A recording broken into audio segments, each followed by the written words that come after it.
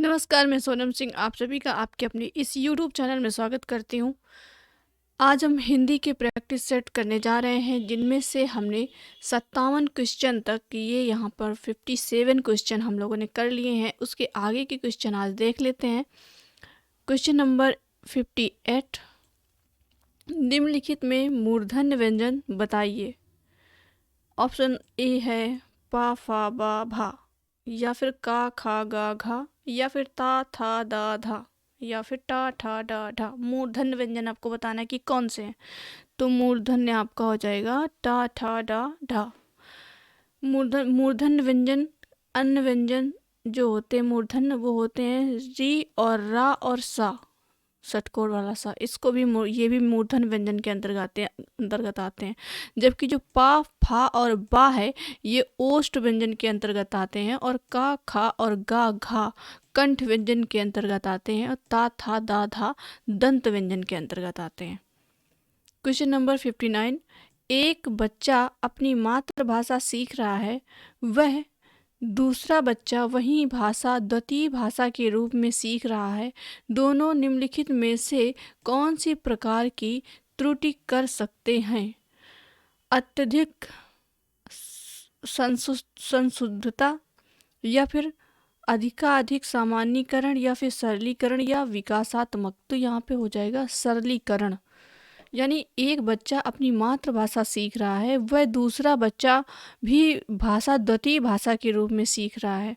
दोनों निम्नलिखित में से कौन सा समान प्रकार की त्रुटि कर सकते हैं? तो यहाँ पे सरलीकरण कर सकते हैं। चलिए इसकी डिफिनीशन देख लेते हैं। दिए गए गद्यांश के अनुसार एक बच्चा अपनी मातृभाषा सीख रहा है, वह दूसरा बच्चा वही भाषा द्वितीय भाषा के रूप में सीख रहा है। दोनों में सरलीकरण की समान प्रकार की त्रुटि कर सकते हैं। क्वेश्चन नंबर 60, भाषा अधिगम में प्रायः कठिनाई नहीं आती। संकोची भाषा में, या आत्मविश्वास की कमी में, या फिर मानसिक स्वस्थता में, या फिर मानसिक अस्वस्थता में। तो यहाँ पे आपका ऑप्शन डी सही हो जाएगा, मानसिक स्वस्थता में। भाषा अधिगम का शाब्दिक अर्थ है सीखना, यानी अधिगम का मतलब होता है सीखना। भाषा सीखने के लिए जिन छात्र छात्राओं को मानसिक स्वास्थ्य ठीक रहेगा, उन्हें भाषा सीखने में कठिनाई नहीं आएगी। उसके विपरीत यदि छात्र छात्राओं का मानसिक स्वास्थ्य ठीक ना हो, तो वे संकोची भाषा के हो जाते हैं तथा उनमें आत्मविश्वास की कमी होती है और उन्हें भाषा सीखने में कठिनाई आती है।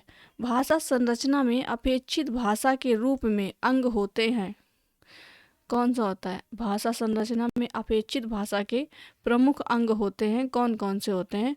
तो दो होते हैं इसके प्रमुख अंग, लिखित भाषा और मौखिक भाषा।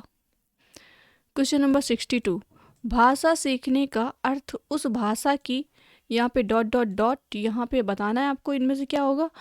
सीखना भी है, क्योंकि भाषा किसी भी का अभिन्न हिस्सा होती है। तो यहाँ पे आपको बताना है कौन सा होगा, बी होगा। यहाँ पे ऐसे सेट करके देख लेना है इनको। भाषा सीखने का अर्थ उस भाषा की संस्कृति सीखना भी है, क्योंकि भाषा किसी भी संस्कृति का अभिन्न हिस्सा है। ये आपका सीटेड में आया हुआ है, सेकेंड पेपर में, फरवरी 2014 में।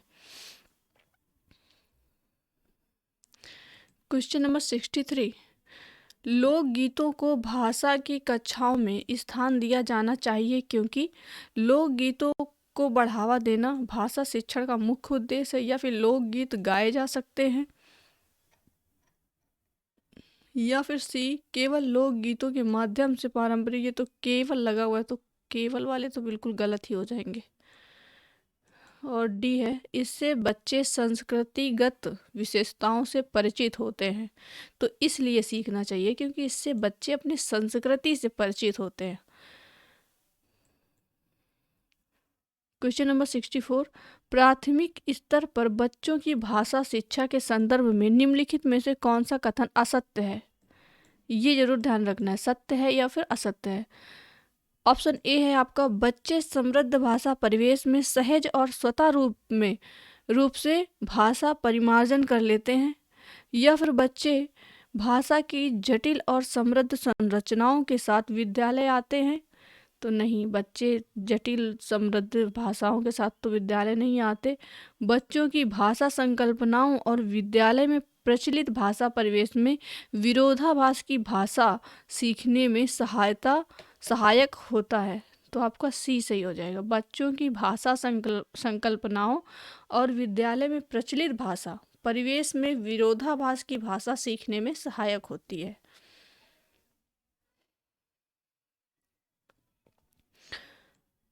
क्वेश्चन नंबर 65, भाषा अर्जन और भाषा अधिगम के संदर्भ में कौन सा कथन सही नहीं है? आपको बताना है कि भाषा अर्जन और भाषा अधिगम दोनों के संदर्भ में कौन सा सही नहीं है। भाषा अर्जन सहज और स्वाभाविक होता है, जबकि भाषा अधिगम प्रयासपूर्ण होता है। तो ये तो सही है। अच्छा, ये हाँ, ये सही है। कौन पूछा कौन सा सही नहीं है? रोजगार प्राप्त करने के लिए ही भाषा सीखी जाती है, तो यही गलत है, क्योंकि रोजगार प्राप्त करने के लिए ही भाषा नहीं सीखी जाती है। भाषा अर्जन के लिए समृद्ध भाषाई परिवेश की आवश्यकता होती है, ये भी सही है। भाषा अधिगम में संप्रेषण कुशलता पर भी बल रहता है, ये भी सही है।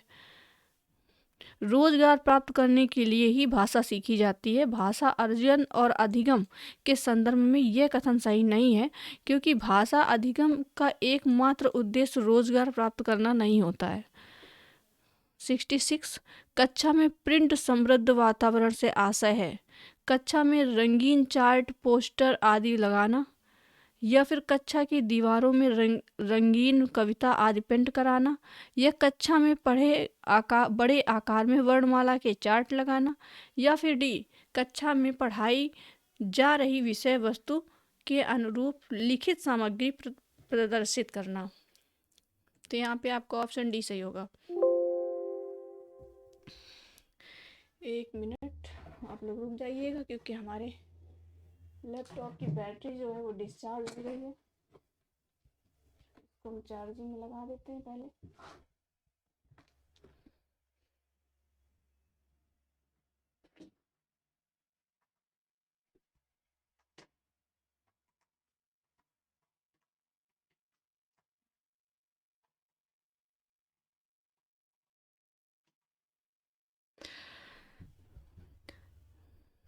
और आपका क्वेश्चन नंबर 67 होगा, बाल भाषा की कक्षा में अक्सर बाल साहित्य पढ़ते हुए नजर आता है, इसका संभावित कारण है?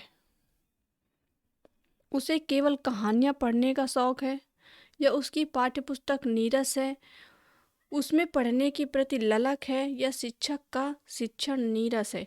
तो यहाँ पे सी हो जाएगा, क्योंकि बाल भाषा की कक्षा में अक्सर बाल साहित्य पढ़ते हुए नजर आता है, तो इसका मतलब है कि उसे पढ़ने की ललक है।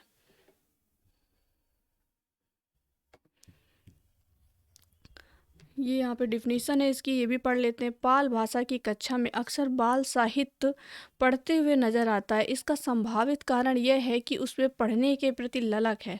ऐसा केवल भाषा की कक्षा के संबंध में कहा गया है, शेष विषय की कक्षाओं के लिए नहीं, जिसका आशय है कि वह संभवतः अन्य विषय की कक्षाओं में विषय सामग्री से ही अध्ययन करता है।